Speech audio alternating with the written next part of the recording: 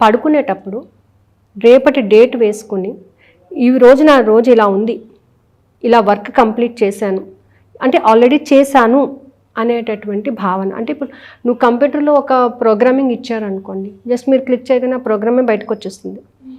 అలాగే మీ డేని కూడా మీరు ఆల్రెడీ ప్రిపేర్ చేసేసి మీ బ్రెయిన్కి మీరు ఇచ్చేసారనుకోండి, ఆటోమేటిక్గా అదే వేలో వెళ్ళిపోతుంది. మనం ఏం ఇంకా చెప్పక్కర్లేదు, దానికి ఇన్స్ట్రక్షన్స్ ఇవ్వక్కర్లేదు.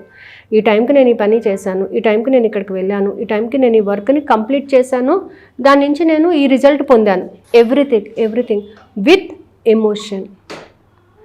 ఇందులో మన యొక్క సెన్స్ ఆర్గన్స్ బాగా వర్క్ చేస్తాయి అన్నమాట. స్పందించగలగాలి. వెళ్ళాను, చూశాను, నేను దానిని రిసీవ్ చేసుకున్నాను అని అన్నప్పుడు మన సెన్స్ ఆర్గన్స్ కూడా దాని మీద వర్క్ చేయడం అనేది జరుగుతుంది. సో కాబట్టి ఏంటంటే ఈ ఎన్ఎల్పి ప్రోగ్రామింగ్ అనేది ఏంటంటే మనం అనుకున్నటువంటి డెస్టినీని రీచ్ అవ్వడానికి మనం ముందుగా ఒక ప్రోగ్రామ్ని ప్రిపేర్ చేసుకోవాలి. అది ఫస్ట్ 1 వీక్ మనకు కొంచెం ఇబ్బంది అవుతుంది. అరే నేను ఇవాళ అనుకున్నానండి, జరగలేదండి అని అనుకుంటాను. అనుకున్నది జరగలేదు అని అంటే అర్థం ఏంటంటే నువ్వు దానికి కావాల్సినటువంటి ఎమోషన్ ఇవ్వలేదు. అది చెయ్యాలి అనేటటువంటి ఒక ఎమోషన్ని నువ్వు అక్కడ ప్రొడ్యూస్ చేయలేదన్నమాట.